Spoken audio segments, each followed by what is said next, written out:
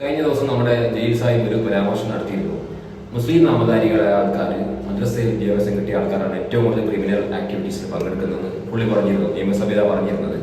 അപ്പൊ അതിനെ പുള്ളിനെ വളഞ്ഞിട്ട് ആക്രമിക്കാൻ വേണ്ടിയിട്ട് കുറേ ആൾക്കാർ നൽകിയിട്ടുണ്ടായിരുന്നു. അപ്പൊ അതിനെ കുറിച്ച് എനിക്ക് പറയാനുള്ളത്, പുള്ളി പറഞ്ഞതിൽ ഒരു തെറ്റുമില്ല. ഇന്നത്തെ കാലഘട്ടത്തിൽ ഏറ്റവും കൂടുതൽ ക്രിമിനൽ ആക്ടിവിറ്റീസ് പങ്കെടുക്കുന്നത് മുസ്ലിമാണ്. അത് നമ്മൾ പത്രം എടുത്ത് നോക്കിയാൽ മനസ്സിലാവും. പീഡനമായിക്കോട്ടെ, ലഹരിക്കടുത്തായിക്കോട്ടെ, കഞ്ചാവ് കടത്തായിക്കോട്ടെ, വാപ്പാനമ്മനെ വെട്ടിക്കൊല്ലുന്നതായിക്കോട്ടെ, എല്ലാ തരത്തിലുള്ള ക്രിമിനൽ പ്രക്രിയകളും ചെയ്യുന്നത് മുസ്ലിം നാമധാരികളാണ്.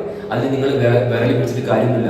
അദ്ദേഹം പറഞ്ഞത് 100% ശരിയാണ്. ഇനി അതിന് അദ്ദേഹത്തെ എന്താ പറയുക, വളഞ്ഞിട്ട് ആക്രമിക്കാൻ വേണ്ടിയിട്ട് കുറെ കാക്കാമാരും.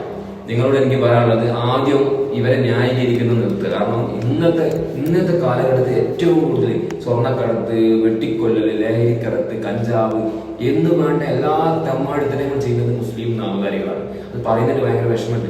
മദ്രസ വിദ്യാഭ്യാസം കിട്ടിയ ആൾക്കാരാണ് എല്ലാ ഫേക്കും നടന്നത്. കഴിഞ്ഞ ദിവസം നടന്ന സംഭവം, ഈങ്ങാപ്പുഴ സ്വന്തം ഭാര്യനെ ലഹരിക്ക് അടിമയായ ഭർത്താവ് യാസിർ എന്ന് പറഞ്ഞ ആള് വെട്ടി കൊന്ന്.